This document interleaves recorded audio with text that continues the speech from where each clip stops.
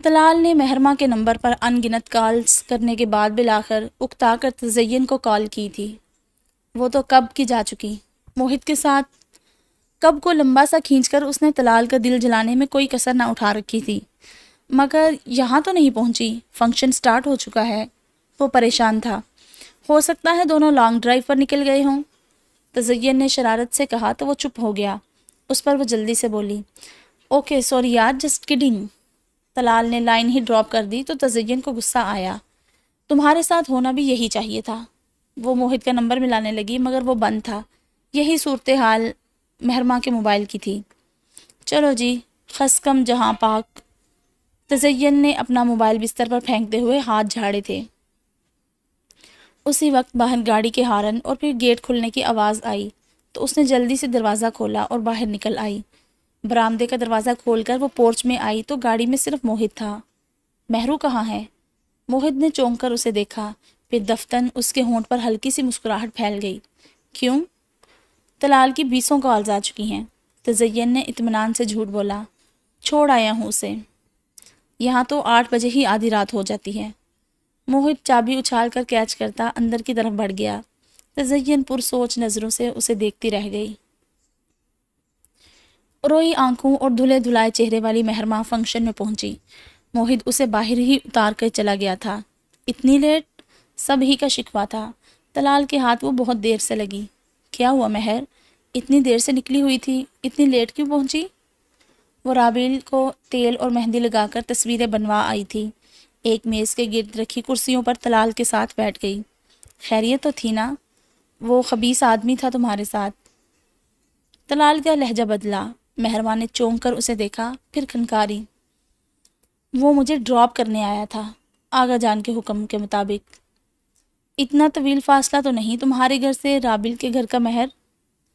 راستے میں غلط موڑ کاٹ لیا، پھر گاڑی خراب ہو گئی تھی طلال۔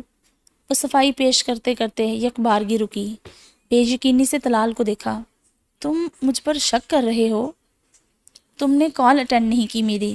وہ شکوہ کے نہ تھا، عجیب بے مہر بے التفات انداز۔ حادثہ ہو گیا تھا راستے میں، موبائل اور پرس چھین لیے چوروں نے، مہرما بے اختیار بولی۔ طلال نے عجیب سی نظروں سے اسے دیکھا۔ کیا ہو گیا ہے مہرما؟ کوئی مووی دیکھ کر آئی ہو؟ مہرما نے لب بھینچے۔ دل تو چاہا کہے نہیں طلال، عزت بچا کر آئی ہوں۔ غلط موڑ کاٹ لیا، گاڑی خراب ہو گئی، موبائل چھن گئے، واٹ ربش۔ وہ طنز و استہزاء سے بھرپور انداز میں بولا تھا۔ مہرما کی سیاہ آنکھوں میں دکھ اور بے یقینی بڑھ گئی۔ نہیں، ہم دونوں لانگ ڈرائیو پر گئے، وہاں گول گپے کھائے اور اچھا سا ٹائم گزار کر یہاں چلے آئے۔ تمہاری کالز جان بوجھ کر اٹینڈ نہیں کی میں نے۔ اب خوش؟ وہ تلخی سے بھرپور لہجے میں بولی تو طلال کو بہت کچھ غلط ہونے کا فوری احساس ہوا۔ اوکے سوری مہر، پریشان تھا بہت۔ کیوں؟ اب پریشانی دور نہیں ہوئی اپنی من مرضی کی کہانی سن کر؟ وہ طنز سے بولی تو آواز بھر آ گئی۔ تمہیں وہ پہلا شخص ہونا چاہیے طلال، جسے میں کوئی بات کہوں اور وہ آنکھیں بند کر کے یقین کر لے، مگر تم نے مجھے ہی امتحان میں ڈال دیا۔ اس کا شکوہ کے نہ لب و لہجہ اور سیاہ آنکھوں میں چمکتے آنسو طلال کے لیے امتحان بننے لگے۔ اس نے اپنی جذباتیت کو کوسا اور جلد بازی پر لعنت بھیجی۔ سو سوری مہرو، بس پریشانی میں اول پھول بک گیا میں، مگر تم اس شخص کے ساتھ آئی ہی کیوں؟ اف، مہرما کا سر پھٹنے لگا۔ پھر وہی۔ اوکے چلو اس ٹاپک کو چھوڑ دو اور ان خوبصورت لمحوں کو محسوس کرو جن میں ہم دونوں ایک دوسرے کے ساتھ ہیں۔ وہ مسکرا رہا تھا۔ مہرما بوجھل دل سے مسکرا دی، مگر در حقیقت طلال کی طرف سے اس کے دل میں ایک گرہ لگ گئی تھی۔ واپسی پر آغا جان کو اس نے رابیل کے پاپا سے فون کروا دیا اور خود رابیل کے ساتھ اسے گھر چھوڑنے آئے تھے۔ اندر اپنے اے سی سے خنک ہوتے بیڈ روم میں موہد افندی ایک بڑی بے چین نیند سو رہا تھا۔ باٹل گرین اور اورنج کلر گاؤن میں ملبوس وہ اپنی تمام تر سج دھج سے تیار تھی، مگر خاموش، بالکل خاموش۔ تایا جان کو بتایا موبائل چھیننے کے متعلق؟ وہ گاڑی میں آ کر بیٹھی تھی جب موہد نے اس سے پوچھا۔ اس نے نفی میں سر ہلا دیا۔ بتا دیتی تو آج گھر سے نکلنے ہی نہیں دیتے۔ آج کدھر جانا ہے؟ وہ پوچھ رہا تھا۔ اسکائی ویز میرج ہال، وہ حال کا بتا کر اسے راستہ سمجھانے لگی۔ مجھے اپنے نمبر دے دو تاکہ میں تمہاری سم بلاک کروا دوں۔ وہ میرج ہال کی پارکنگ میں اترتے اترتے پلٹی اور تحیر سے موہت کو دیکھا۔ اتنا نرم انداز، وہ بھی مہرمہ افندی کے لیے۔ پھر یوں ہی سر ہلا کر گاڑی سے اتر گئی۔ پھر کچھ یاد آنے پر کھڑکی میں جھکی۔ موبائل میں میری تصویریں بھی ہیں، دوبارہ کھینچ لینا جب نیا لوگی تو۔ وہ بے نیازی سے کہہ کر گاڑی سٹارٹ کرنے لگا۔ مہرمہ اسے ہلکا سا گھور کر ایک ہاتھ سے دوپٹہ شانے پر سیٹ کرتی، گولڈن کلچ دوسرے ہاتھ میں تھامے سہج قدمی سے اندر کی طرف بڑھ گئی۔ اندر جاتے جاتے وہ بے خیالی میں اسی واقعے کو سوچ رہی تھی جب وہ موٹر سائیکل سوار آئے تو موہت افندی نے کیسے اس کے سامنے کھڑے ہوتے ہوئے اسے اپنی اوٹ میں کر لیا تھا۔ صد شکر اسے اپنے گھر کی عزت کی پرواہ تھی، اور یہ بھی غنیمت تھا کہ آج اس کا لب و لہجہ پہلے سے بہتر تھا۔ ہیلو، وہ چٹکی بجانے کی آواز پر ٹھٹکی تھی، پھر طلال کو دیکھ کر جھیمپ سی گئی۔ مانا کہ میڈم آج صحیح معنوں میں مادام لگ رہی ہیں، مگر اس کا مطلب یہ نہیں کہ یور ہائنس کو توجہ ہی نہ دی جائے۔ وہ اپنے سر کو ہلکا سا خم دیتے ہوئے بولا تو ضبط کے باوجود مہرمہ کو ہنسی آ گئی۔ وہ دونوں اکٹھے اندر بڑھے تو کئی ستائشی نظروں نے اس جوڑی کو دیکھا تھا۔ آج کا فنکشن ہر لحاظ سے زبردست رہا تھا۔ میں واپسی پر چھوڑ دوں گا تمہیں مہر۔ طلال کو آج وہ ہمیشہ سے زیادہ اچھی لگ رہی تھی۔ اس نے مسکراتے ہوئے نفی میں سر ہلایا۔ ڈرائیور کو ٹائم دیا ہے تو میں جو تعمر تمہاری ڈرائیوری کا اعزاز لینے کو تیار ہوں، اس کا کیا؟ وہ بڑی معصومیت بھری شرارت سے بول رہا تھا۔ اس کے ساتھ باہر کی طرف بڑھتی مہرمہ کھلکھلا دی، وہ دیکھو گاڑی آ چکی ہے۔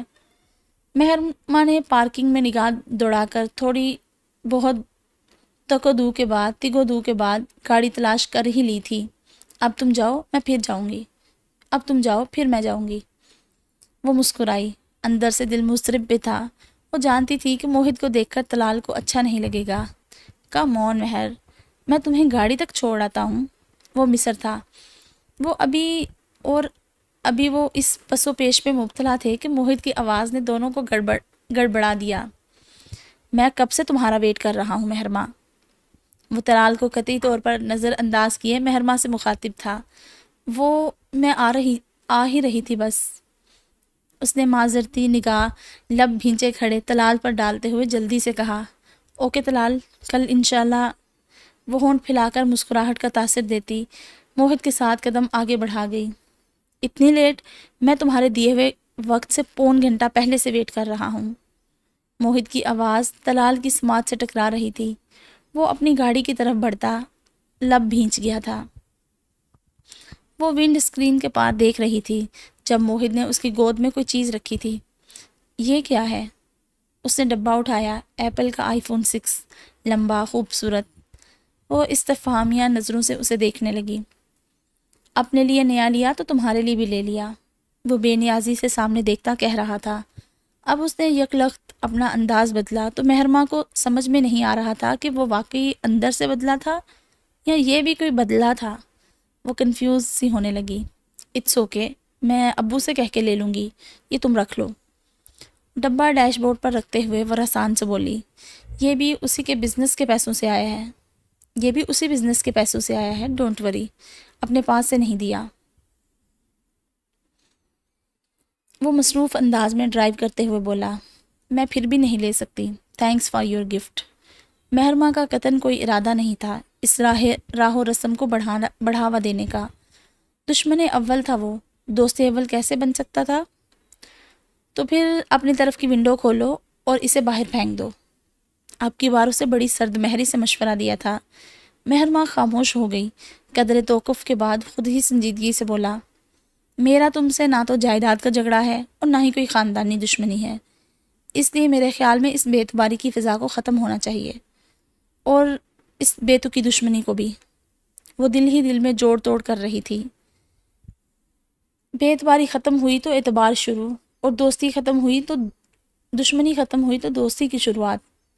اسے در حقیقت موہت افندی سمجھ میں نہیں آ رہا تھا۔ گھر پہنچ کر وہ گاڑی سے اترنے لگی تھی۔ مہرو، موہت نے اسے روکا تو مہرمہ کو جھٹکا سا لگا۔ محرمہ سے مہرو، یہ لے جاؤ، واپس تو میں لوں گا نہیں، چاہو تو کوڑے میں پھینک دینا۔ وہ ڈیش بورڈ پر پڑے ڈبہ پیک موبائل کی طرف اشارہ کرتے ہوئے سنجیدگی سے کہہ رہا تھا۔ چند ثانیوں تک کچھ سوچنے کے بعد محرمہ نے ہاتھ بڑھا کر وہ ڈبہ اٹھا لیا تھا۔ Thank you.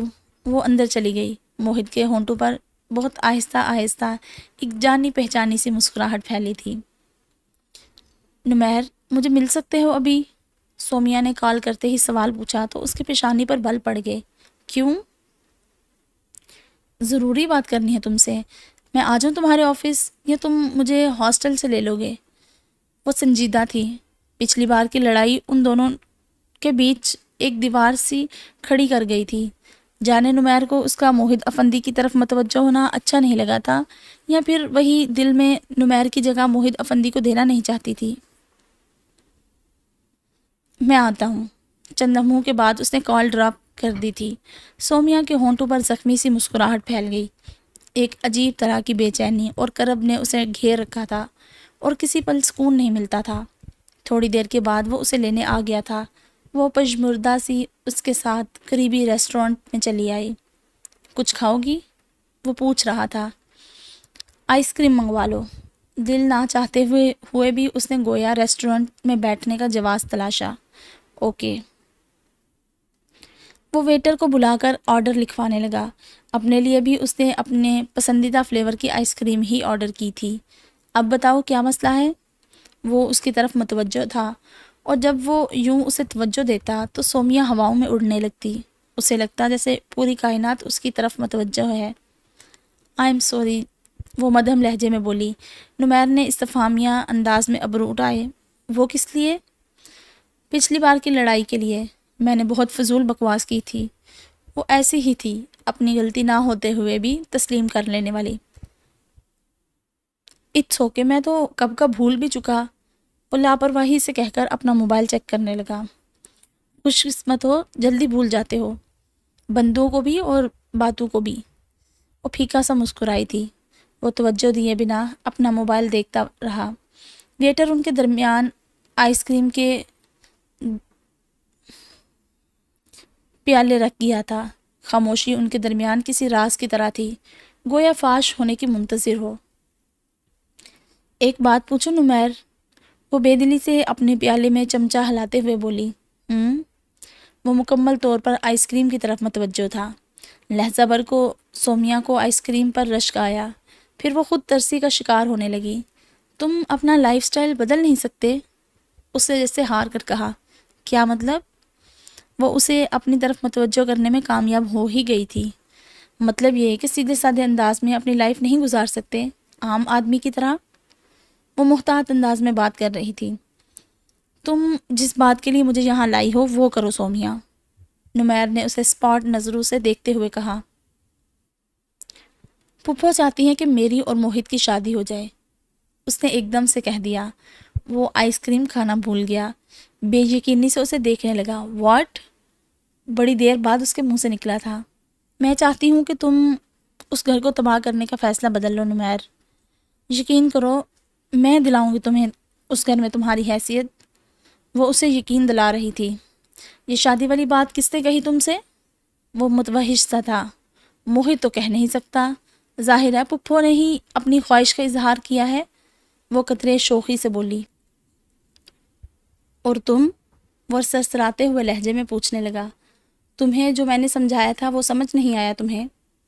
کم آن نمیر، یہ فضول کی ضد، بیکار کی دشمنی کیا دے رہی ہے تمہیں؟ میں تمہاری طرف سے بالکل نا امید ہو گئی ہوں، اس لیے مجھے یہ پرپوزل قبول کرنے میں ہی بھلائی نظر آ رہی ہے۔ وہ اب قدرے اطمینان سے کہہ رہی تھی۔ شٹ اپ سومیا، وہ غصے میں آنے لگا۔ ان سب کے ساتھ برباد ہونے کا شوق سما گیا ہے تمہارے دل میں، اور کچھ نہیں۔ اور تم مجھے برباد ہونے دو گے کیا؟ وہ بڑی آس سے اسے دیکھتے ہوئے پوچھنے لگی۔ تب ہی تو اس گھر سے دور رہنے کا کہہ رہا ہوں، نمیر نے ضد ہو کر کہا۔ تو بس پھر ٹھیک ہے، وہ موج میں آتے ہوئے بولی۔ میں موہت کا پرپوزل ایکسیپٹ کر لوں گی، تاکہ میری وجہ سے وہاں کسی کی تو بچت ہو۔ فضول باتیں مت کرو سومی، اس نے جھڑکا۔ تم آخر کرنا کیا چاہتے ہو نمیر؟ اس فضول اور لا یعنی دشمنی کو کوئی تو رخ دو۔ وہ تھک کر بولی، دے دیا ہے رخ مائی ڈیئر۔ اس کی آنکھوں میں عجیب سی چمک ابھری۔ سومیا کا دل ہلکے سے خوف سے ڈھکا۔ کیا مطلب؟ وہ میز پر قدرے آگے جھکا۔ مہرماں افندی۔ اس کی سرگوشی نے سومیا کو اندر تک ہلا دیا۔ بے یقینی سے اس نے نمیر وقار افندی کو دیکھا، جیسے پوچھ رہی ہو تم اسے کیسے جانتے ہو؟ کیا مطلب؟ اس کا حلق خشک ہونے لگا۔ نمیر کے ہونٹوں پر منتقمانہ مسکراہٹ پھیلنے لگی۔ میں نے اس گھر میں اپنا ایک مہرہ چن لیا ہے سومیا، اور وہ ہے مہرماں مبین افندی، آغا ذوالفقار خان کی منہ چڑی پوتی، اور اس منہ پھٹ اور زبان دراز عورت کی بیٹی جس نے میری ماں کی شرافت اور اس کے کردار پر رقیق جملے کسے، اس کی شرافت کو ایک سوالیہ نشان بنا دیا سب کے سامنے۔ وہ سرد مہری سے کہہ رہا تھا، تم کیا کرو گے نمیر؟ اس نے خوف زدہ سا ہو کر پوچھا۔ نمیر کی آنکھوں میں چمک سی لہرائی۔ ڈونٹ وری، تم سے کچھ بھی چھپا ہوا نہیں رہے گا۔ میں موہت سے شادی کر لوں گی نمیر۔ اس کی آواز بھرانے لگی۔ تم ایسا کچھ نہیں کرو گی سومیا، وہاں صرف تباہی ہے اور بس۔ وہ تحقیرانہ انداز میں بولا۔ اشارے سے ویٹر کو بلایا اور بل منگوایا۔ سومیا ڈبڈبائی آنکھوں سے اس سنگ دل بے مہر شخص کو دیکھ رہی تھی۔ شیطان کا کوئی ایک روپ نہیں، وہ کوئی بہروپ بدل کر انسان کو ورگلانے کی کوشش کرتا ہے، اور اس بار وہ زرگل بائی کے روپ میں نگار کے ٹوٹے پھوٹے در پر آیا۔ اللہ اللہ! اس نے اپنا کلیجہ پیٹ لیا۔ آسمان کا ستارہ کہاں خاک ہوا پڑا ہے زرنگار؟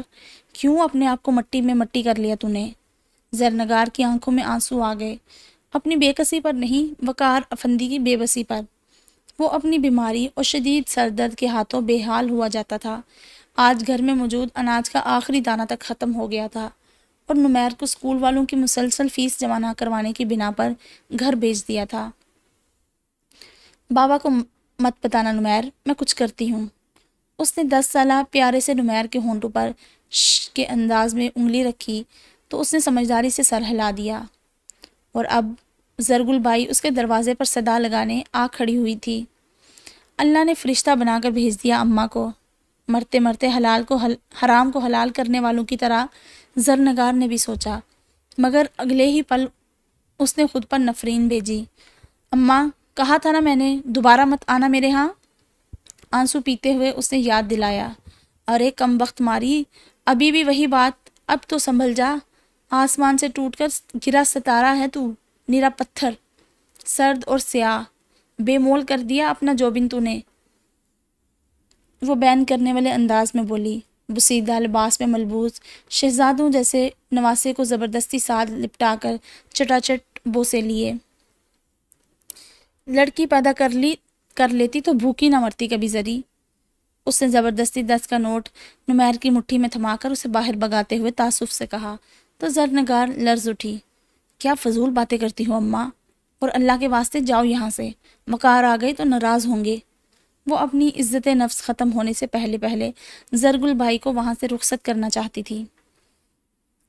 یہ نہ ہو شیطان بہکا لے، بھوکے بچے اور بیمار شوہر کی تکلیف کچھ غلط نہ کروا دے۔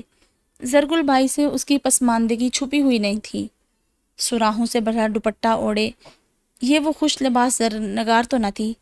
اس نے نوٹوں کی ایک گھڑی پرس میں سے نکال کر زرنگار کی گود میں پھینکی۔ یہ لے، علاج کروا لے اپنے خصم کا۔ اس نے بے نیازی سے کہا، جیسے 2-4 روپے دیے ہوں۔ زرنگار کی نگاہوں میں درد سے بے حال ہوتا وقار افندی گھوم گیا۔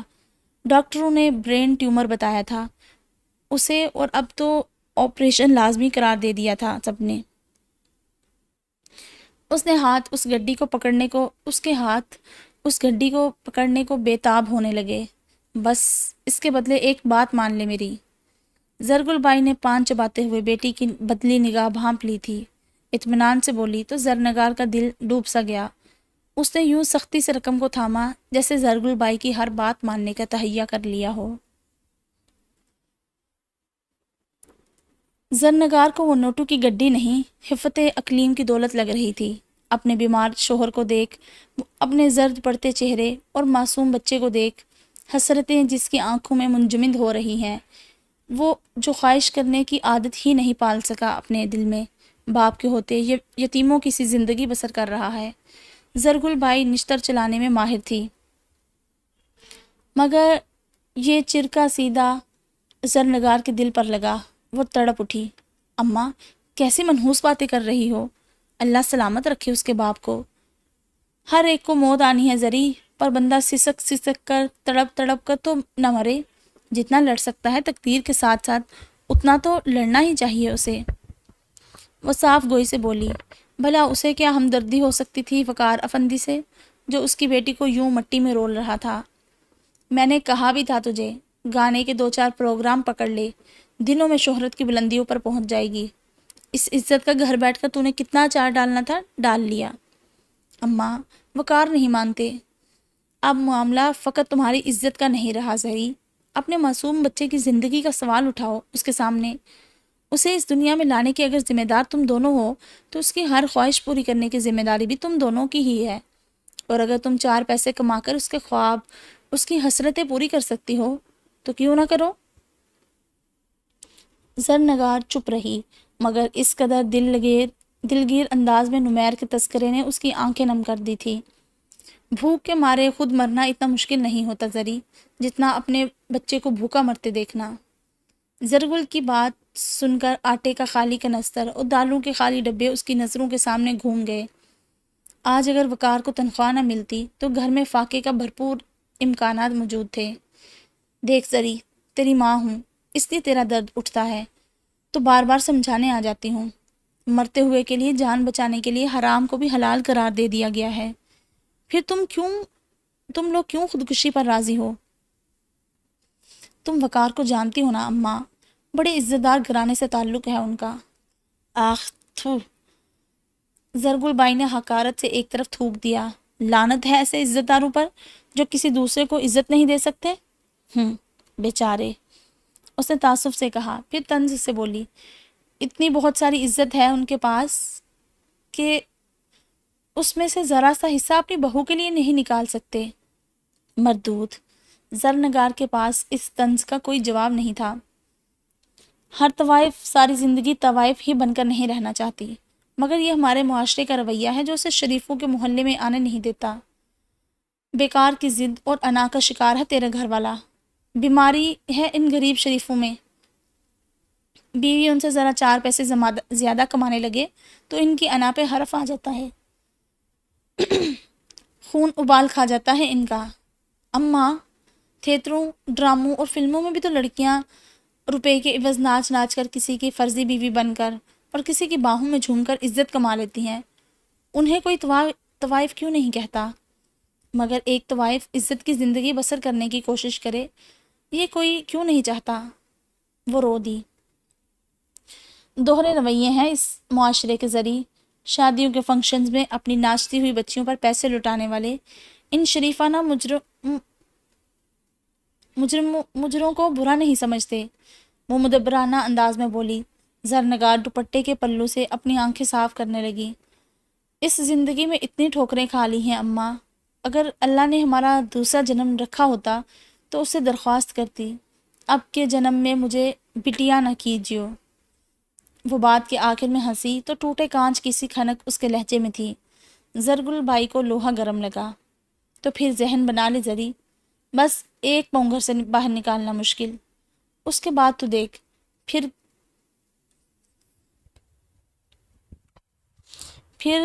کیا لگ جائیں گی ان پیروں میں۔ زرنگار نے احتیاط سے نوٹوں کی گڈی کو دوپٹے میں کسی متبرک شے کی طرح لپیٹ لیا تو زرگل بائی معنی خیز مسکراہٹ کے ساتھ اس کے بستر پر پاؤں پسار کے بیٹھی اور پرس میں سے پان کا لفافہ نکالنے لگی۔ اس نے دانہ ڈال کے نیچے جال بچھا رکھا تھا۔ اکثر تیز نگاہ پرندے بھی شکار ہو جایا کرتے ہیں نا۔ اور اب 1 ہفتہ ہو چلا تھا۔ زرنگار ان نوٹوں کو سنبھال کر چھپا کر تھک گئی۔ ناجائز کمائی کی طرح ناجائز بات کرنا بھی بہت مشکل ہوتا ہے۔ وہ عجیب مشکل میں گھری تھی۔ مگر پھر نمیر کے اسکول نہ جانا بات شروع کرنے کی وجہ بن گیا۔ نمیر کے اسکول کے بارے میں آپ نے کیا سوچا ہے وقار؟ وہ اس کی بیماری کو دیکھتی تو ایسا سوال کبھی نہ کرتی، مگر نوٹوں کی گڈی اسے اہمیت دے رہی تھی۔ وقار نے ایک نظر اپنی چارپائی پر اوندے منہ سوئے نمیر پر ڈالی، پھر زرنگار کو دیکھنے لگا۔ زخمی دل میں اترتی کاٹ کر رکھ دینے والی نگاہ۔ کیا وہ نہیں جانتی تھی کہ گھر کے حالات کیسے ہیں؟ ہو جائے گا کچھ نہ کچھ۔ کیسے ہو جائے گا وقار؟ اس کی پڑھائی کا سال ضائع ہو جائے گا۔ زرنگار نے احتجاج کیا۔ تو میں کیا کروں؟ اپنا آپ بیچ دوں؟ وہ چڑھ کر بولا۔ جا کر اپنا حصہ مانگے جائیداد میں سے وقار، کم از کم ہمارا بیٹا ہی ڈھنگ کی زندگی جی لے۔ زرنگار کی آواز تیز ہوئی تو نمیر نے بے اختیار کروٹ لی۔ فضول باتیں مت کرو زری، تھوکا ہوا چاٹ لوں واپس جا کر، سب کو ہنسنے کا موقع دوں۔ تو اب کون سا وہ لوگ رو رہے ہیں وقار؟ رو تو صرف ہم رہے ہیں، ان کے مقدر میں تو ہنسی ہی ہے بس۔ وہ آپ دیدہ ہوئی، پھر دوپٹے کے پلو سے آنکھیں پونچھی۔ اس نے طے کر لیا تھا اس معاملے میں وقار کے آگے کمزور نہیں پڑے گی۔ پچھتا رہی ہو وقار افندی کے ساتھ شادی کر کے؟ وقار ہنسا۔ خود پر یہ خود اذیتی کی انتہا تھی۔ پچھتاتی تو اب تک واپس لوٹ چکی ہوتی وقار۔ بڑے حوصلے سے کہتے ہوئے بھی اس کی آواز بھر آ گئی تھی، اور وقار کی چارپائی کی پائنتی پر بیٹھی تھی۔ نرمی سے اس کے پیر کو تھام لیا۔ خون کی کمی کے باعث اس کا پاؤں بالکل زرد لگتا تھا۔ محبت کی ہے آپ سے وقار، کبھی بھی ہار نہ مانتی، مگر اولاد کا دکھ، اولاد کی محرومیاں دل چیر دیا کرتی ہیں، وہ کام بھی کرواتی ہیں جو انسان کرنے کے متعلق سوچ بھی نہیں سکتا۔ اس کا بھرایا ہوا لہجہ بھاری تھا۔ 10 سالہ نمیر کی پلکیں لرز رہی تھی۔ نہ سوتے ہوئے بھی سونے کی ایکٹنگ کرنا بہت مشکل تھا۔ ماں کے سارے الفاظ چاہے سمجھ میں نہ اترتے ہوں، مگر اس کا رونا، اس کے دکھ کا اظہار ہر بار نمیر کے معصوم سے دل کو عجیب سی کیفیت میں مبتلا کر دیتا تھا۔ باپ کی بیماری، گھر میں آئے دن مفلسی کے ڈیرے، وہ وقت سے پہلے سمجھدار ہو جانے والے بچوں میں سے تھا۔ میں نے آپ سے کہا کہ اپنا جائز حق لیں، مگر آپ نہیں مانے۔ اپنے محبت کرنے والے بھائی، اپنے دوستوں کی مدد تک آپ کو قبول نہیں ہے۔ میں صرف یہ جاننا چاہتی ہوں وقار کہ ہمارے جرم کی سزا ہمارے بچے کو کیوں ملے؟ وہ تڑپ رہی تھی۔ دماغ خراب مت کرو زری، وہ اکتاہٹ سے بولا۔ وقار، اس کے آنسو تھم گئے۔ اتنی بے حسی، اتنی لا تعلقی، تو کیا کروں؟ مرتے جیتے جاتا ہوں کام پر، اس لاشے کو گھسیٹ کر جتنا کام کر سکتا ہوں کر رہا ہوں۔ وہ پھٹ پڑا۔ تم نے اپنی زندگی کو خود اپنے لیے سزا بنا لیا ہے وقار، ورنہ زندگی اس سے کہیں بہتر بھی ہو سکتی تھی۔ وہ بہت عرصے بعد آپ سے تم پر آئی تھی۔ وقار نے بے یقینی سے اسے دیکھا، پھر اپنا پاؤں پیچھے کھینچ لیا اور اٹھ بیٹھا۔ تم کیا سوچ کے بیٹھی ہو زرنگار؟ وہ بتاؤ۔ مجھ سے اپنی اولاد کے فاقے نہیں دیکھے جاتے وقار، تم اس کے لیے آسائشوں کا بندوبست کرو، ورنہ مجھے کرنے دو۔ اس کی آواز میں لرزش نہیں تھی، مگر اس کی بات کوڑے کی طرح لگی وقار کو۔ ایک مرد کے لیے نامردگی کا تانا کہ وہ کما نہیں سکتا۔ وہ پھٹی آنکھوں سے زرنگار کو دیکھ رہا تھا۔ تم کیا کرو گی؟ اس کی آواز غم کے مارے پھٹ سی گئی تھی۔ اپنا آپ بیچو گی؟ وہ تلخ ہوا، زہر سے بھی کڑوا۔ زرنگار دکھ سے مسکرا دی۔ اپنا آپ تو تب بھی نہ بیچا وقار جب ایک طوائف کے کوٹھے پر تھی، اب تو سند یافتہ عزت دار ہوں۔ زرنگار وقار افندی، تم میرے نام کو تانا بنا رہی ہو۔ مارے غصے کے اس کی رنگت لال پڑنے لگی۔ میں تمہارا علاج کروانا چاہتی ہوں وقار، میں اتنی جلدی تم سے نہیں بچھڑنا چاہتی۔ وہ گھگیانے لگی۔ اپنی چارپائی پر لیٹے 10 سالہ نمیر افندی کو ہمیشہ کی طرح ماں باپ کی بے بسی اندر ہی اندر رلائے جاتی تھی۔ تو کیا کروں؟ کھلا چھوڑ دو تمہیں بھیڑیوں کے بھٹ میں؟ اس کے سر میں ٹیسیں اٹھنے لگی تھی۔ اسے یاد آیا رات اس کی دوائی ختم ہو گئی تھی، اور انجیکشن تو اتنے مہنگے تھے کہ 10 میں سے محض 2 ہی لگوا پایا تھا وہ۔ تمہارے بعد بھی یہی ہونا ہے وقار، وہ آنسو پیتے ہوئے بولی تو وقار افندی ساکت سا اسے دیکھتا رہ گیا۔ کون سی جائیداد چھوڑ کے جاؤ گے میرے لیے جس کے بل پر میں اپنا بچہ گھر بیٹھے پالتی رہوں گی؟ میں تو وہ عورت ہوں جو شاید اپنے مرد کی عدت بھی گھر بیٹھ کے پوری نہ کر پاؤں۔ بڑے حوصلے سے دل پر پاؤں رکھ کر اس نے وقار افندی کے دل کو روندا تھا، مگر یہ اس کی بیجا انا کو توڑنے کے لیے بے حد ضروری تھا۔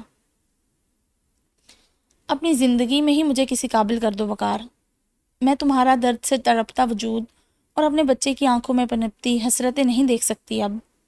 وہ اس کے سامنے ہاتھ جوڑ کے پھوٹ پھوٹ کے رو دی۔ وقار کی رنگت معمول سے زیادہ زرد پڑ گئی، اس کے لب سختی سے آپس میں بھیجنے تھے، جیسے کبھی نہ بولنے کی قسم کھا لی ہو۔ نمیر بے آواز سسکنے لگا۔ ہاں کول موبائل آپی، کول موبائل۔ سب سے پہلے ملاحہ نے اس کا آئی فون دیکھا تو اس کا دل دھک سے رہ گیا۔ ہاں، جلدی سے اسے ٹالنے والے انداز میں کہہ کر اس نے موبائل لینا چاہا، مگر اس نے ہاتھ پیچھے کر لیا۔ اوفو، چیک تو کرنے دے ذرا، برتھ ڈے گفٹ ہے، طلال بھائی نے ایڈوانس میں ہی دے دیا ہوگا۔ وہ موبائل چیک کرتی مسکراتے ہوئے خود ہی اندازے لگا رہی تھی۔ محرمہ گہرا سانس بھرتی بستر پر گر سی گئی۔ بس کرو ملاحہ، کیا بچوں جیسا بیہیو کر رہی ہو؟ وہ اسے موبائل میں گھسے دیکھ کر ٹوکے بنا رہ نہ پائی۔ ملاحہ نے منہ بناتے ہوئے اسے موبائل لوٹایا تھا۔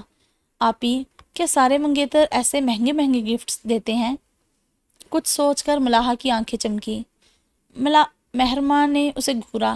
کیا مطلب؟ مطلب یہ کہ پھر بندہ ایک آدھ منگنی تو کروا ہی لے۔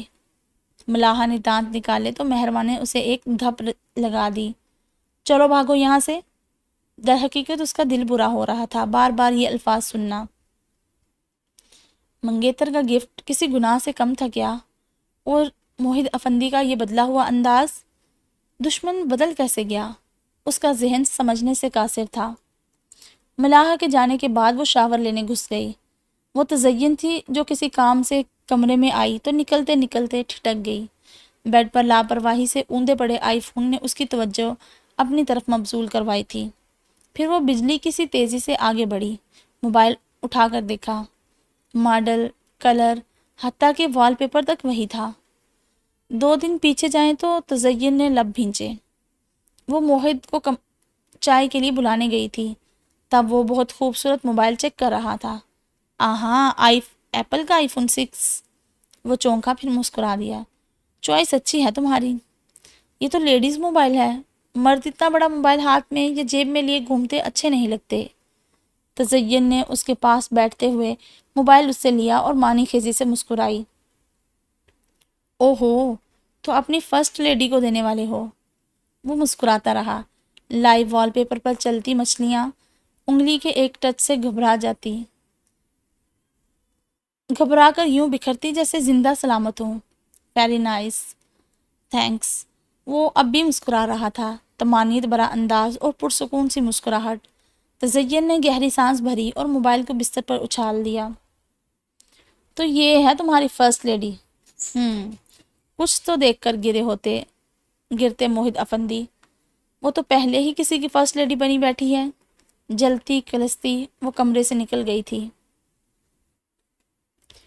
وہ موبائل ہاتھ میں لیے موحد کے کمرے میں جانے والی تھی جب دروازہ کھلا اور پرفیوم کی تیز اور دلکش مہک کے ساتھ وہ کمرے سے باہر نکل آیا۔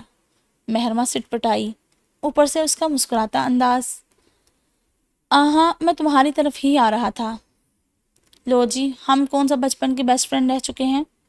محرمہ کھنکاری۔ ایکچولی میں یہ موبائل کے سلسلے میں آئی تھی۔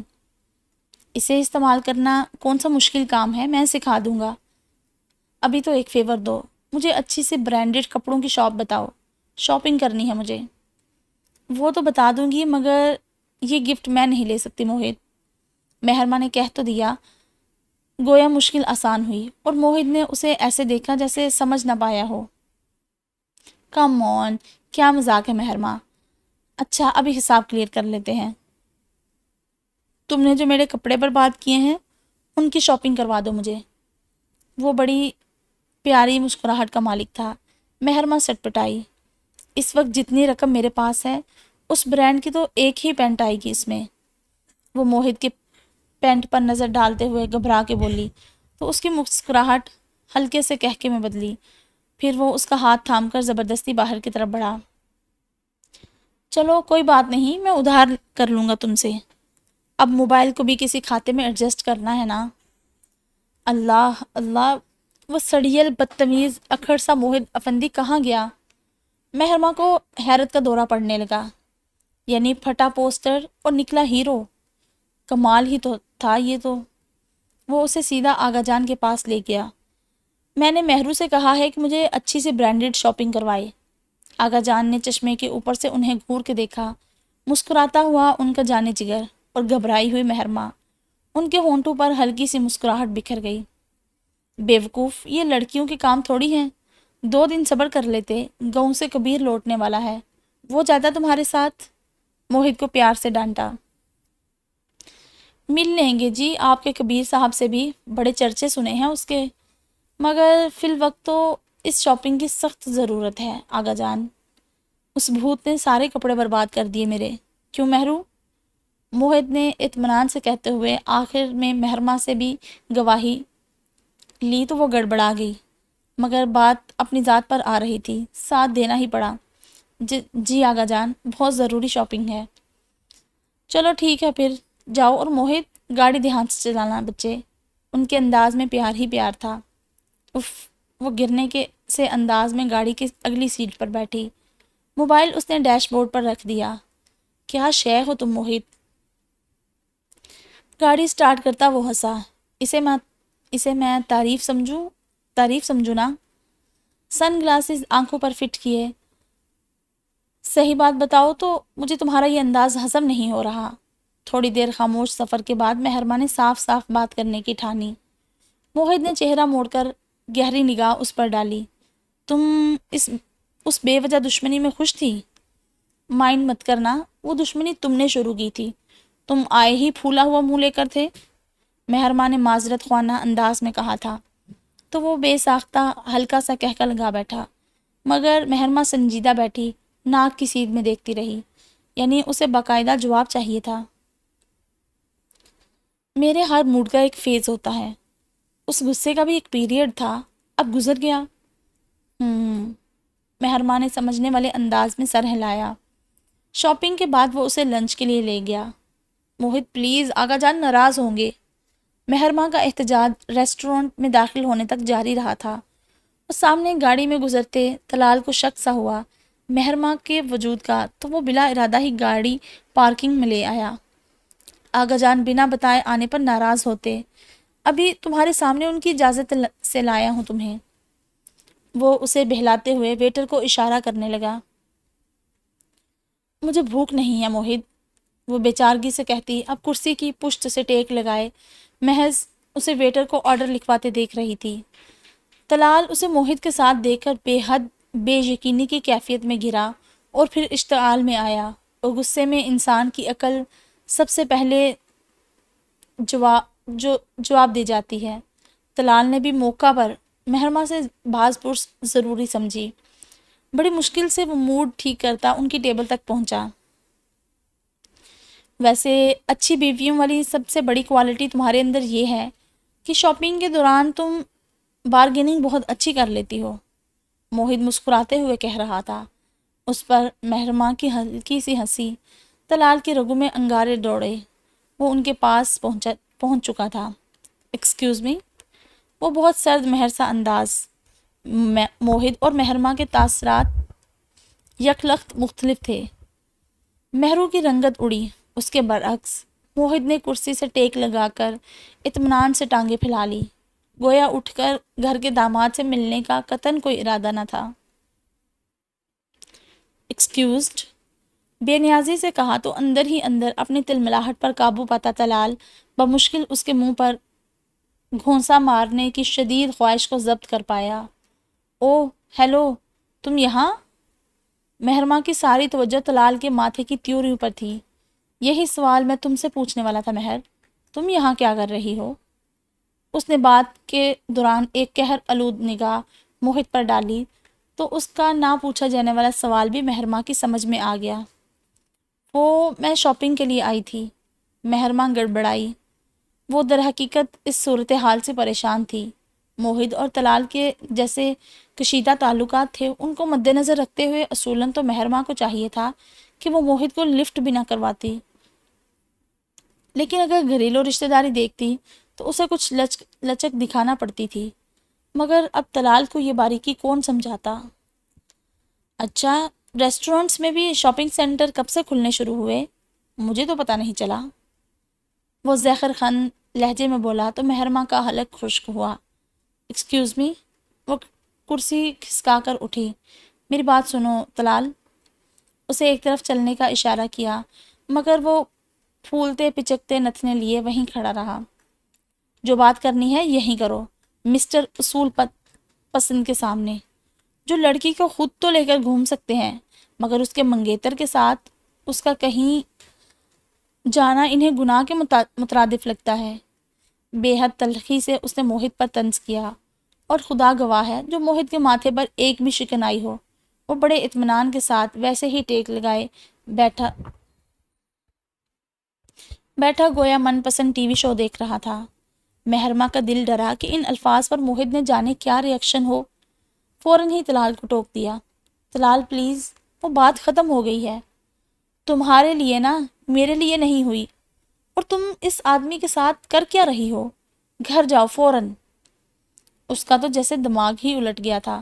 موہد کا یوں اگنور کرنا بھی ہتک کا باعث بن رہا تھا، یوں جیسے وہ طلال کو کچھ سمجھتا ہی نہ ہو۔ طلال، مہرماں نے ناراضی سے اسے دیکھا، کتنی شرمندگی ہو رہی تھی اسے موہد کے سامنے۔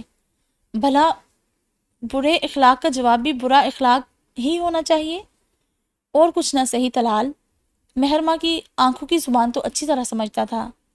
دوسرے ہی پل ٹھنڈا پڑ گیا۔ اوکے فائن، جو جی میں آتا ہے کرو، ٹو ہیل ود۔ وہ جس طرح فوں فوں کرتا آیا تھا اسی طرح دندناتا ہوا چلا گیا۔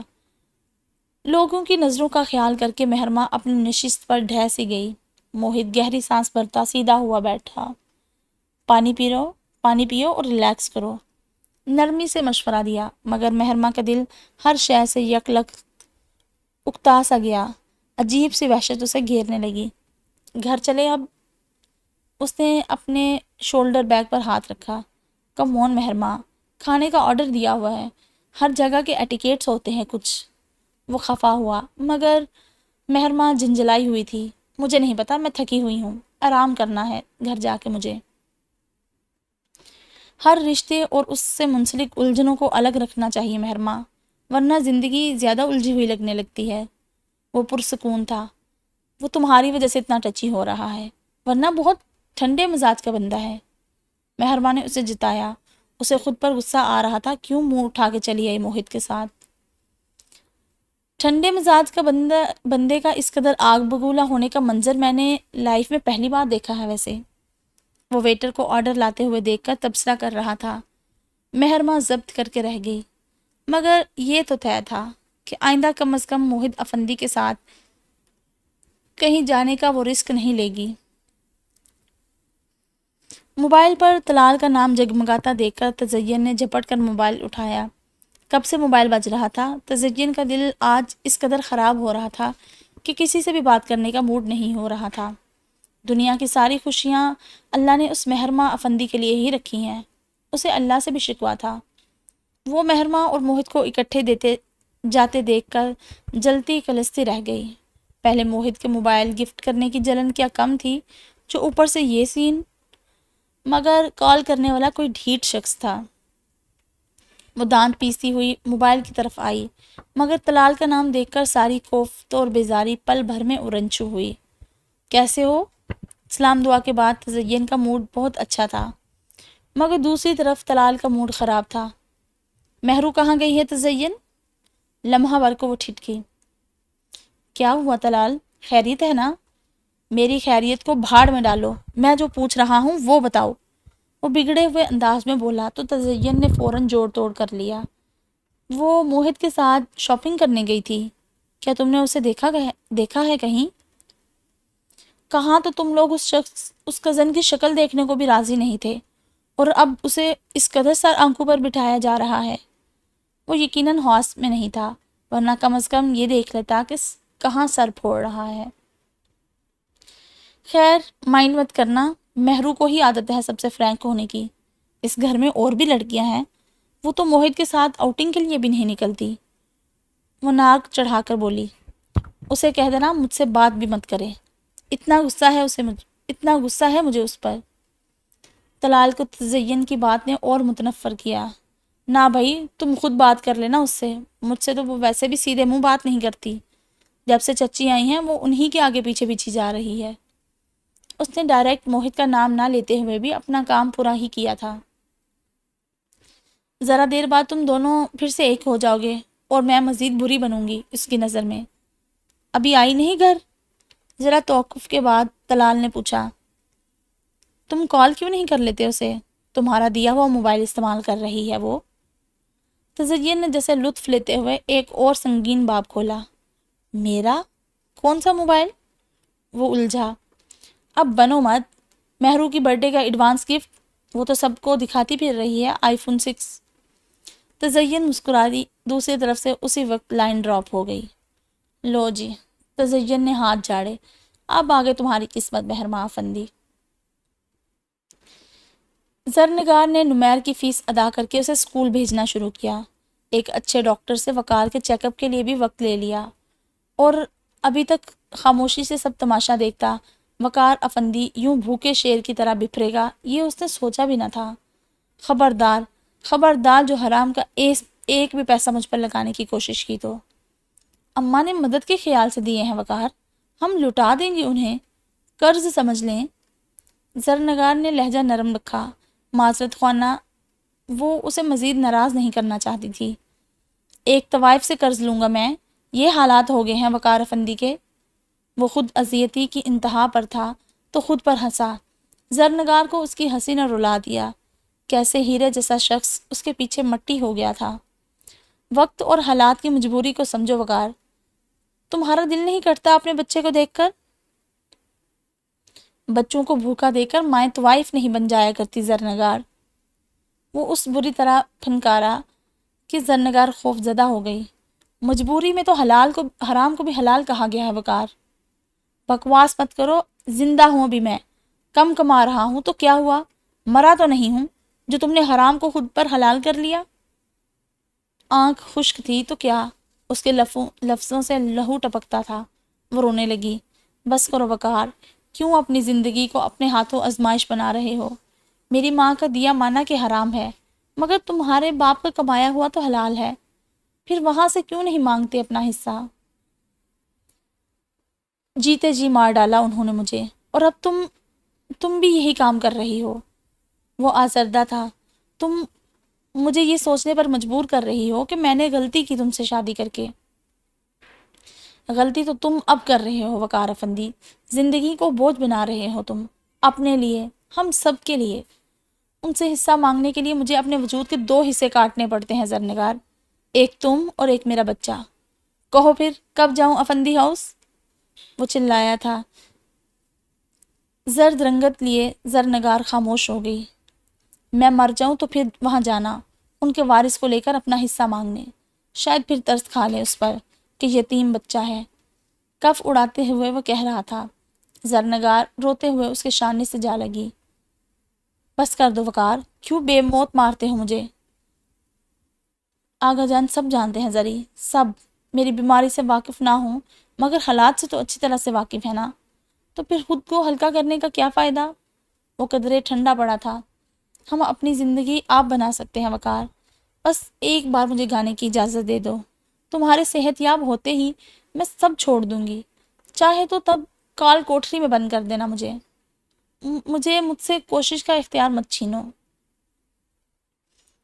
وہ اس کے سینے سے لگی سرگوشی میں کہہ رہی تھی، اور وقار افندی نے پرسکون لہجے میں جواب دیا، میرے مرنے کے بعد جو چاہے کرنا زری۔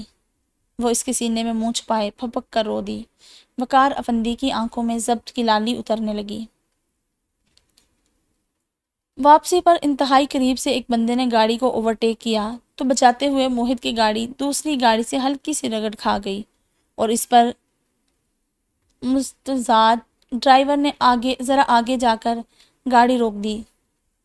To hell with. موہت بھنایا ہوا گاڑی سے نکلا تھا۔ موہت دفع کرو، زیادہ نقصان نہیں ہوا۔ مہرماں اسے روکتی رہ گئی۔ اگلی گاڑی میں ایک لمبا تڑنگا خوش شکل آدمی باہر نکلا۔ موہت تیز انداز میں کچھ دیر اسے سناتا رہا۔ اس آدمی کا انداز معذرت خواہ نہ تھا، مگر اس کی موہت کی گاڑی اور اگلی نشست پر بیٹھی مہرماں پر بار بار پڑنے والی نگاہ۔ مہرماں نے بے ساختہ اپنا کلچ اٹھا کر چہرے کے آگے رکھ لیا۔ اسے خیال آیا سائیڈ مرر سے یہ گاڑی کافی دور سے ان کے پیچھے آتی دکھائی دے رہی تھی۔ موہت اسی غصے میں آ کر گاڑی میں بیٹھا۔ ہو گئی گاڑی ٹھیک؟ مہرماں نے تحمل سے پہلا سوال کیا۔ موہت نے تیوری چڑھائی۔ ابھی کرواؤں گا جا کر۔ پھر ٹھٹکا، کیا مطلب؟ میں نے سوچا جا کر اتنی مغز ماری کر کے آئے ہو، اپنا غصہ نکالا ہے، شاید اس سے گاڑی کا نقصان ٹھیک ہو گیا ہو۔ وہ کمال اطمینان سے بولی۔ موہت نے اسے گھورتے ہوئے سن گلاسز آنکھوں پر چڑھائے اور گاڑی سٹارٹ کرنے لگا۔ ویسے کافی دیر سے یہ گاڑی ہمارے پیچھے تھی۔ مہرماں نے اسے بتایا تو وہ چونکا۔ تم نے نوٹس نہیں کیا وہ بار بار ہماری گاڑی کو دیکھ رہا تھا؟ مہرماں نے اپنی بات میں وزن پیدا کرنے کی کوشش کی۔ وہ گاڑی کے پچھلے دروازے پر پڑی خراشوں کو دیکھ رہا تھا۔ موہت نے اس کا دھیان بٹایا۔ دیکھ تو رہا تھا نا، وہ تفاخر سے بولی۔ ایک تو تم عورتیں بھی نا۔ موہت نے بڑبڑاتے ہوئے اسٹیئرنگ گھمایا تو وہ چیخ اٹھی۔ کیا کہا؟ عورتیں؟ ہاں تو چھوٹی سی بات کا بتنگڑ بنا لیتی ہو۔ وہ گاڑی بڑی سڑک پر لے آیا۔ عورت کسے کہہ رہے ہو تم بار بار؟ مہرماں نے دانت کچکچائے۔ تمہیں کہہ رہا ہوں۔ بھائی اور کون ہے یہاں؟ وہ حیران ہوا۔ شرم تو نہیں آتی تمہیں؟ لڑکی اور عورت کا فرق نہیں معلوم ہے؟ وہ اس پر برسی۔ بس اتنا ہی پتا ہے لڑکی لام سے شروع ہوتا ہے اور عورت عین سے، وہ کہتے ہوئے ہنس دیا تھا۔ مہرماں منہ پھیلائے کھڑکی کے شیشے سے باہر دیکھنے لگی۔ گاڑی چلاتے موہت افندی کے ہونٹوں پر ابھی بھی ہلکی سی مسکراہٹ کھیل رہی تھی۔ زرنگار نے پکا ارادہ کر لیا تھا۔ اس دنیا نے وقار افندی کا دل دکھایا تھا، اس کے اپنوں نے دکھایا تھا، مگر وہ وجہ نہیں بنے گی دل دکھانے کی۔ مگر وقار افندی نے اس کا دوبارہ اعتبار ہی نہیں کیا اور ایک روز چپ کر کے آنکھیں موند لی۔ وہ روئی، بلکی، زمین آسمان ہلا ڈالے بین کر کر کے، گلے میں خراشیں پڑی، آواز بیٹھ گئی، آنکھوں کے سوتے خشک پڑ گئے، مگر دکھ ہلکا ہونے میں نہ آتا تھا۔ وہ پرجوش جذباتی محبت کرنے والا انسان آج منو مٹی تلے جانے کی تیاری کر رہا تھا۔ تو حرارت سے پر یہ سینہ کبھی نہیں ملنے والا تھا، یہ جذبوں سے پر آنکھیں، محبت سے پکارنے والی آواز، یا اللہ، اب تو ساری عمر اس آواز کو ترسنے والی تھی وہ۔ نمیر، اپنے بابا کو چھپا لو نمیر، یہ لوگ لے جائیں گے انہیں، اور پھر تم کبھی ان کو نہیں دیکھ پاؤ گے، انہیں کہیں چھپا دو۔ اس کی باتیں عورتوں کا دل چیر رہی تھی۔ آج میری بادشاہت ختم ہوگی وقار افندی، میرا کھیل ختم ہو گیا، خود مر کے مجھے مٹی کر گئے ہو وقار، اور اپنے بچے کو یتیم۔ مگر جانے والے کبھی لوٹ کر آئے ہیں کیا؟ ہزاروں لاکھوں آوازیں دو، بین کرو، سینہ پیٹو، اب انہیں اگلی منزل کی فکر، یہ دنیا تو تم لوگوں کے لیے چھوڑ دی اب انہوں نے۔ زرنگار نے مٹھی میں دبی پرچی کو دیکھا، اس پر افندی ہاؤس کا نمبر لکھا تھا، مگر زرنگار نے کسی کو بھی اطلاع نہ دی تھی۔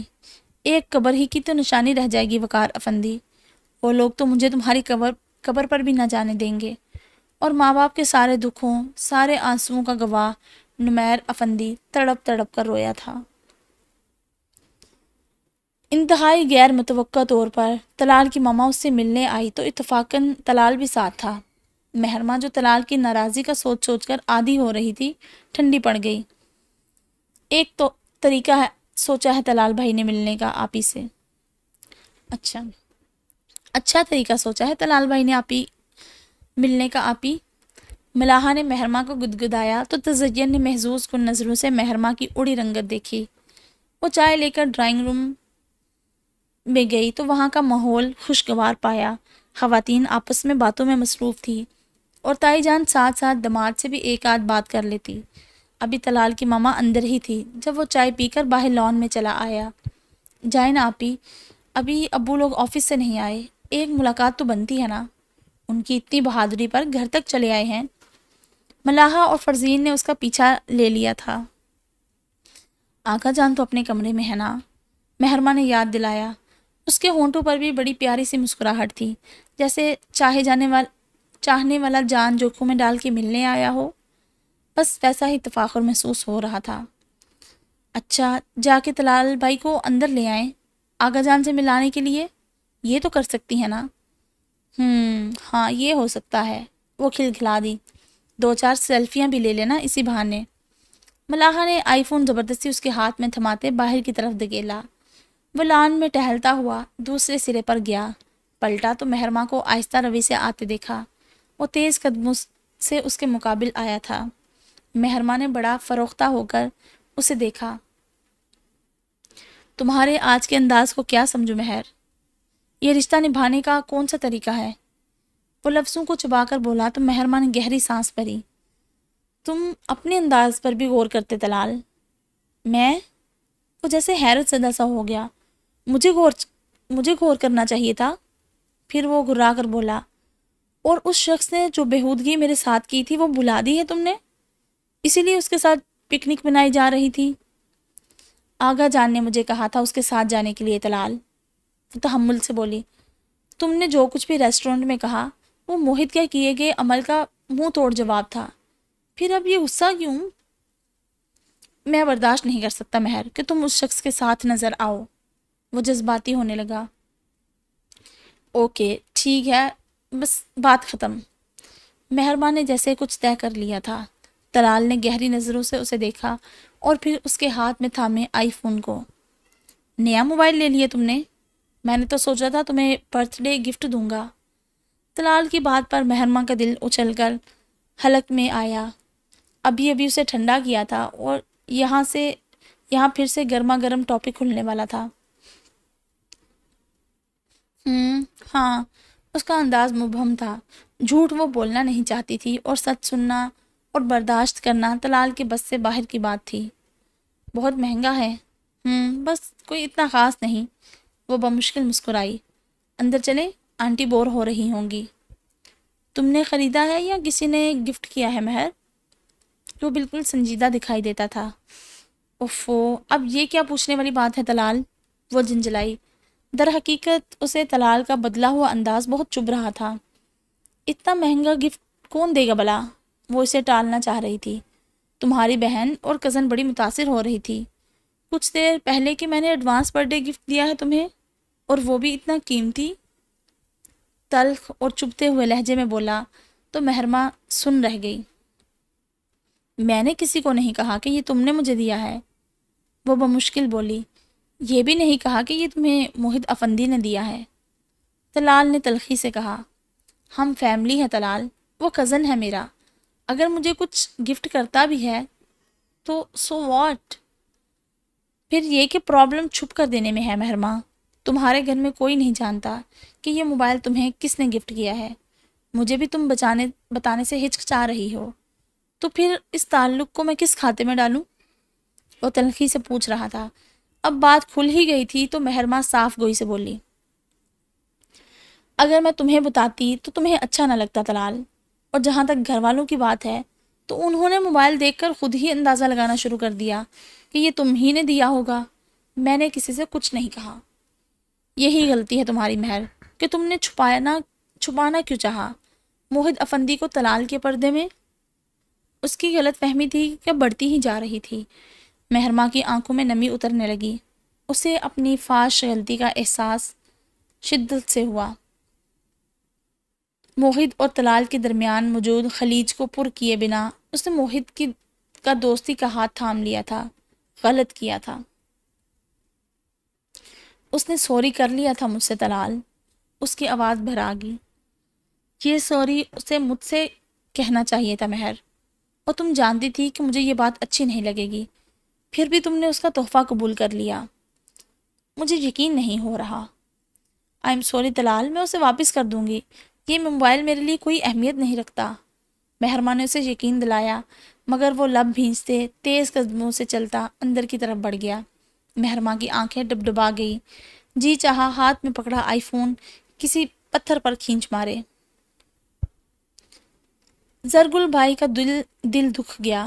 جوان بیٹی بیوہ ہو گئی تھی، مگر اس کی عدت پوری ہونے تک اس کے جذبات ہی نہیں خیالات بھی بدل گئے۔ بس کر دے زری، اب ختم کرو یہ سوگ اور نحوست گھر سے۔ زرگل بھائی نے ناک چڑھاتے ہوئے پان کی بیڑی منہ میں ڈالی اور چباتے ہوئے بولی، ڈائریکٹر پروڈیوسر انتظار کر رہے ہیں تیرا۔ اماں؟ زرنگار نے سوجی ہوئی آنکھوں سے خفگی سے ماں کو دیکھا۔ ہیں؟ کیا اماں؟ مار، وہ ڈائریکٹر تو جان ہی کھا لے گا میری۔ 4 ماہ سے تیرے گھر کا خرچہ پانی اٹھا رکھا ہے اس نے سر پیٹتے ہوئے کہا۔ کن اکھیوں سے زرنگار کی اڑتی رنگت دیکھی اور پھر واویلے میں مزید اضافہ کیا۔ اب تو سود بیاج بھی چڑھا لیا ہوگا اس حرام خورن نے۔ وہ لوگ بھلا کس کے سگے ہوتے ہیں؟ تم جانو اور تمہارا کام اماں، مجھے نہیں پتا تم کہاں سے لا لا کے پیسہ خرچ کرتی رہی ہو، میں نے تو نہیں منگوایا تم سے۔ زرنگار نے صاف گوئی سے کہا تو زرگل بائی اپنے رونے کی اداکاری بھول کر چمک کر بولی، اوہو، تو 4 ماہ سے تجھے اور تیرے بیٹے کو کیا اپنی ران کی بوٹیاں کھلا رہی ہوں؟ کیا وہ تیرا فکتا میٹیا دھمڑیا دم دبا گیا تھا صحن میں؟ زرنگار تڑپی، اماں کوئی ایسا ہی یاد کرتا ہے مرنے والوں کو؟ ایسے ویسے کو ایسا ہی یاد کیا جاتا ہے، وہ تنزن بولی تو زرنگار نے عزم سے کہا، جو کام میں نے وقار کی زندگی میں نہیں کیا اماں، وہ اس کے بعد بھی نہیں کروں گی۔ حرام کر گیا ہے وہ مجھ پر، اس بارے میں سوچنا بھی نہیں۔ ہوئی مار! زرگل بھائی نے تحیر سے ہونٹ پر انگلی رکھی۔ میں کہوں کون سا خزانہ دبا پڑا ہے تیرے پاس جس کے بل پر اتنا اکڑ رہی ہے کہ حلال حرام کا فرق نظر آنے لگا تجھے؟ وہ تو اس کی زندگی میں ہی نظر آنے لگا تھا اماں، بس شیطان بہکاتا رہتا ہے، اور اب وہ نہیں ہے تو احساس ہونے لگا ہے کہ میں کتنی آسانی سے حرام کمانے کی راہ پر نکل سکتی ہوں۔ اس خیال نے ہی لرزا کے رکھا ہوا ہے مجھے۔ مرتے ہوئے کے لیے کیا حلال کیا حرام، مجھ پر سب واجب ہے زری۔ معصوم یتیم بچے کی پرورش کرنی ہے تو نے۔ زرگل نے مسکین اور ہمدردانہ شکل بنائی تو زرنگار نے جھرجری سی لی، مت بہکاؤ مجھے اماں، پہلے ہی اس شش و پنج میں پڑھ کے بہت بڑا نقصان کر بیٹھی ہوں میں۔ وہ آزردہ تھی، مگر زرگل بائی کے ذہن میں کچھ اور ہی چل رہا تھا۔ اس کے بڑھاپے کا سہارا ایک بار پھر اس کی تحویل میں آ سکتا تھا اگر زرنگار اپنے دماغ پر لگے زنگ کو اتار دیتی تو میں کون سا غلط کام کروانے لگی ہوں تم سے؟ گانے کے پیسے دے گا ڈائریکٹر، بس، اور تمہارے بھلے کی ہی بات ہے، اس یتیم کا مستقبل بھی سنور جائے گا۔ وہ برا مان کر بولی تو زرنگار نے سنجیدگی سے ماں کو دیکھا۔ اگر تم واقعی ہی اس یتیم بچے کا مستقبل سنوارنا چاہتی ہو اماں، تو مجھے خود پر لگا طوائف کا ٹھپا اتارنے دو۔ میں ایک بیٹے کی ماں ہوں۔ اماں، اسے کوٹھے پر نہیں بٹھانا میں نے، بلکہ زندگی کی مشینری کا ایک کارآمد پرزہ بنانا ہے، اور اس کے لیے حرام کی نہیں حلال کی کمائی کام آئے گی۔ باتوں سے پیٹ نہیں بھرا کرتے زرنگار، وہ گہرے انداز میں بولی تو زرنگار افسردگی سے مسکرا دی۔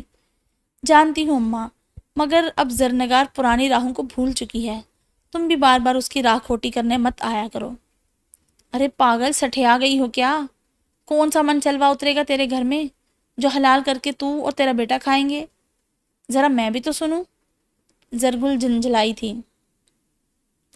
میں وقار کے بھائی کو فون کروں گی اماں، انہیں سارے حالات بتاؤں گی، ان کا بڑا پیار تھا وقار سے۔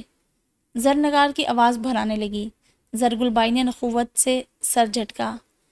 درد سے تڑپ تڑپ کر مر گیا تیرا وقار افندی، کوئی پیار کرنے والا نہ آیا اس کا علاج کروانے؟ بھائی، وہ الگ معاملہ تھا اماں، مرحوم جانے اور اس کے گھر والے۔ میں ایک کوشش ضرور کروں گی اپنے بیٹے کو اس کا جائز حق دلوانے کی۔ اس نے موسم ارادہ ظاہر کیا تھا۔ زرگل بائی نے ایسی نظروں سے دیکھا جن میں تعصب بھی تھا اور ترحم بھی۔ افندی ہاؤس میں محض وقار کی موت کی خبر کا فون آیا اور ایک کوہرام مچ گیا۔ آغا جان جو ابھی تک انا کے اونچے تخت پر چڑھے بیٹھے تھے، ان کے سینے میں دراڑیں پڑ گئی۔ ان کا لاڈلا، ماں کا سب سے پیارا بیٹا جان سے چلا گیا تھا، ناراض ہو کر گھر سے گیا اور پھر دنیا سے ہی چلا گیا۔ فرحان افندی نے فی الفور زرنگار سے رابطہ کیا۔ گھر کی حالت مکینوں کی قسم پرسی چیخ چیخ کر بیان کرتی تھی۔ وہ بھتیجے کو گلے لگا کر اونچی آواز میں رو پڑے۔ آغا جان کو بتایا تو وہ سن سے ہو گئے۔ اس حرام خور کوٹھے والی نے ایسے کیسے دفنا دیا میرے بیٹے کو؟ بابا جان، بہو ہے آپ کی، بہت پیارا پوتا ہے آپ کا۔ فرحان نے بھاری ہوتی آواز میں ان کے ذہن کو دوسری طرف لگانے کی صحیح کی، مگر ان کی زرنگار سے نفرت اور بھی بڑھ گئی۔ وقار افندی کی موت کی خبر نہ دینا اس کا گناہ بن گیا تھا۔ آپ مجھے ہی بتا دیتی، آخری ملاقات ہی کر لیتے، شکل دیکھ لیتے اس کی۔ فرحان نے دکھی دل کے ساتھ زرنگار سے شکوہ کیا تھا۔ زندہ کی شکل دیکھنا تو گوارا نہ تھی کسی کو بھائی صاحب، مجھے کیا خبر تھی اسے مرے ہوئے دیکھنے کی آپ لوگوں کو اتنی آرزو ہوگی۔ دکھ سے بلبلاتی بیان کرتی آواز۔ فرحان افندی کو لگا ان کا سینہ چر گیا ہے۔ میرا کچھ غلط ارادہ نہ تھا باخدا، میں جانتی تھی آغا جان کو ذرا سی بھی بھنک پڑی تو وہ میرے وقار کی میت اٹھوا کر لے جائیں گے اور مجھے وہاں داخل بھی نہیں ہونے دیا جائے گا۔ وہ ایک لحاظ سے صحیح کہہ رہی تھی۔ اب زیادتی کس کے ساتھ ہوئی یہ فیصلہ کون کرتا؟ اپنی اپنی جگہ دونوں فریق درست تھے۔ فرحان افندی نے اپنا پورا زور لگا لیا، مگر آغا جان اپنی ضد سے 1 انچ نہیں ہٹے تھے۔ اب اس گھر میں ناچنے گانے والی آ کر بسیں گی۔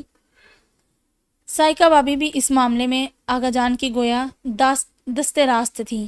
ماں جی بیمار ہوئی اور وقار کا غم سینے میں لیے دنوں میں ہی چٹپٹ ہو گئی۔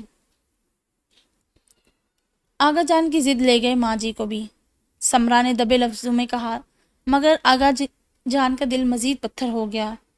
اس خبیث عورت کی وجہ سے میرے گھر کا شراسہ بکھر گیا، تباہی مچ گئی، میری زندگی میں وہ کبھی بھی اس گھر میں قدم نہیں رکھ سکتی، انہوں نے صاف لفظوں میں کہہ دیا تھا۔ فرحان افندی نے اپنا پورا زور لگا لیا، دلائل کی ساری گٹھری ان کے سامنے کھول دی، مگر ان کی نہ ہاں میں نہیں بدل سکی۔ کچھ لوگوں کے دلوں پر مہر لگا دی جاتی ہے کیونکہ وہ حقیقت کو دلائل کے باوجود تسلیم نہیں کرتے، نشانیاں ظاہر ہونے کے باوجود وہ منکر رہتے ہیں۔ آغا جان کا شمار بھی انہی لوگوں میں ہوتا تھا۔ بیٹے اور بیوی کی موت نے ان کا دل نرم کرنے کی بجائے مزید سخت کر دیا تھا اور وہ زرنگار سے اور متنفر ہو گئے تھے۔ ان کے خیال میں وہی عورت ان کے گھر کی تباہی کا باعث تھی۔ سمرا سے مشورے کے بعد فرحان افندی نے زرنگار کو ماہانہ خرچ بھجوانا شروع کر دیا۔ نمیر کے ساتھ ان کا لگاؤ فطری اور بے پناہ تھا۔ زرنگار کو آغا جان کے سامنے آنا چاہیے فرحان، ایسے ساری عمر بے نام تو نہیں رہ سکتی نا وہ، اور نہ ہی اس کا بچہ۔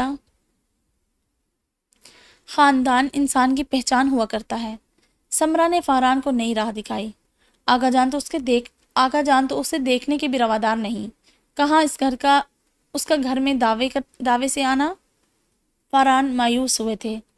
پوتے کو دیکھ کر بھی ان کا دل نہ پگھلے گا فرحان، کتنا خوبصورت بچہ ہے وقار کا، وہ جوش سے بولی، مگر فرحان کو آغا جان سے کسی نرمی کی امید نہ تھی۔ ابھی تک ایک بار بھی انہوں نے نمیر افندی سے ملنے کا شوق ظاہر نہیں کیا تھا، بلکہ افندی ہاؤس میں زرنگار کا تذکرہ کرنا ہی منع تھا۔ موہت، کہاں ہوتے ہو تم؟ مجھے تو لگتا ہے جناب سے ملنے کے لیے مجھے بھی اپوائنٹمنٹ لینی پڑے گی، سمرا نے خفگی سے کہتے ہوئے اس کے طے کیے ہوئے کپڑے بستر پر پٹکے۔ ارے رے، وہ بکھلا کر ان کی طرف آیا، فوراً ان کے شانے پر بازو پھیلا لیے۔ اتنی ناراضی؟ اس سے بھی زیادہ ہے، وہ سنجیدہ تھی۔ یہاں آ کر تو ہم ایک دوسرے سے دور ہو گئے ہیں۔ اچھا سوری، بلکہ سوری۔ اس نے ایک ہاتھ سے اپنا کان پکڑا تھا، پھر انہیں اپنے بستر پر بٹھایا، کرسی گھسیٹ کر ان کے سامنے بیٹھا۔ اب بولیں، بلکہ جتنا ڈانٹنا ہے ڈانٹ لیں۔ ڈانٹنا نہیں ہے شہزادے، بات کرنی ہے، ضروری ہے۔ وہ پیار سے اس کا رخسار چھو کر بولی، مگر تم دستیاب ہی نہیں ہو رہے۔ حکم کرے ماما، وہ فرما بردار بنا بیٹھا تھا، اور ایسے موقع پر سمرا کی آنکھ کا کونا ہمیشہ نم ہو جایا کرتا تھا۔ حکم نہیں، ڈسکشن کرنی ہے۔ وہ قصدن مسکرائی۔ جی، میں ہمتن گوش ہوں۔ اس نے خود کو مزید متوجہ ظاہر کیا۔ سمرا کو اس پر پیار آیا۔ سومیا کے بارے میں تمہارا کیا خیال ہے؟ آگے جھک کر ان کی بات سنجیدگی سے سنتا موہت جیسے کراہ کر سیدھا ہوا۔